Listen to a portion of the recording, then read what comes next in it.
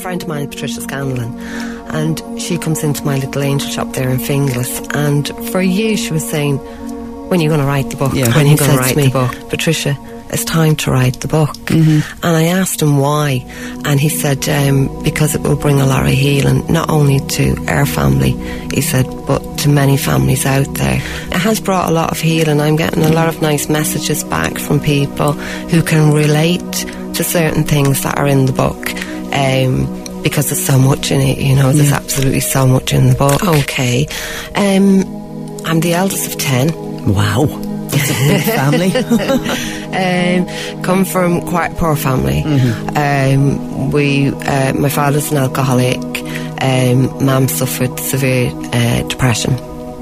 I suppose having a lot of children and dad drinking all the money. A lot of times we didn't have electricity in the house, and my nan and granddad reared me on and off as well. And sadly my granddad passed away when I was 14. Then my nan when I was 17, and that's when my dad decided to have me committed to a mental hospital. Wow. When you were 17? I was 17. I was suffering really from exhaustion, because working so hard, I fainted, and it was just tiredness, and the angels had said to me, you're tired, you're doing too much. About the pram, when the little baby, it was myself and my granddad. Well, Dad had gone into the pub because he likes to drink. Granddad's not a drinker, well, he wasn't, but we used to go, myself and my granddad used to go window shopping, and he'd pick up a few bits for Nan as well in town. And when we were coming down past Guineas, we'd stepped around the corner, but just before that I turned around, and on the other side of the street I seen this child in a buggy, a pram, but the pram was moving, but there was nobody there. It was the angels, you know, pushing the pram out the way, and this I could see Street, I could see, you know, a couple, and they were talking. And then when I turned again, I seen this man, and he was scratching his head as much to say, how did that happen? And when we got around the corner, it was like everything shook. I wasn't sure what happened. We were thrown to the ground, quite a lot of people, and you know, when you get up off the ground and you're still not sure what happened, you're just not sure.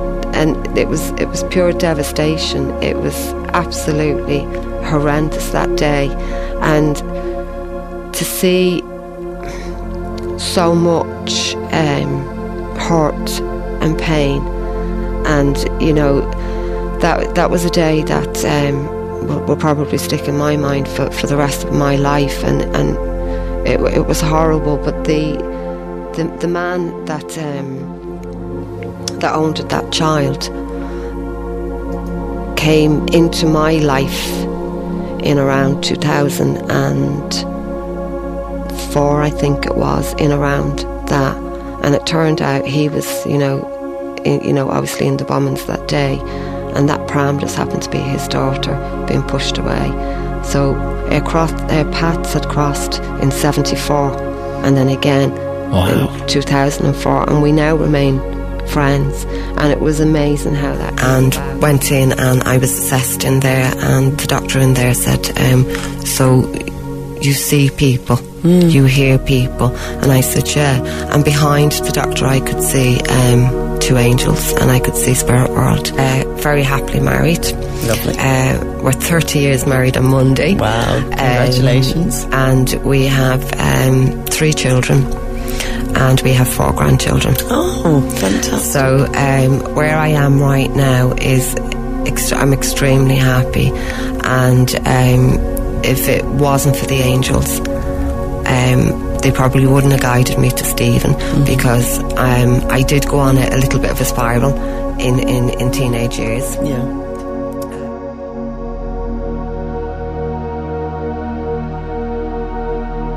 No, I haven't. I've never been told why me.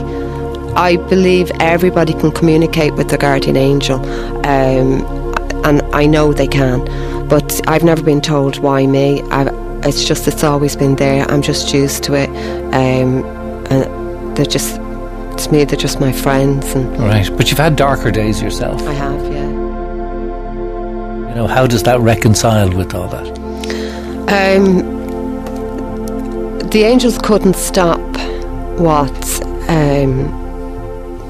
another person was doing to me. And, you know, I know it happened quite a lot throughout my life, but there was one thing they did was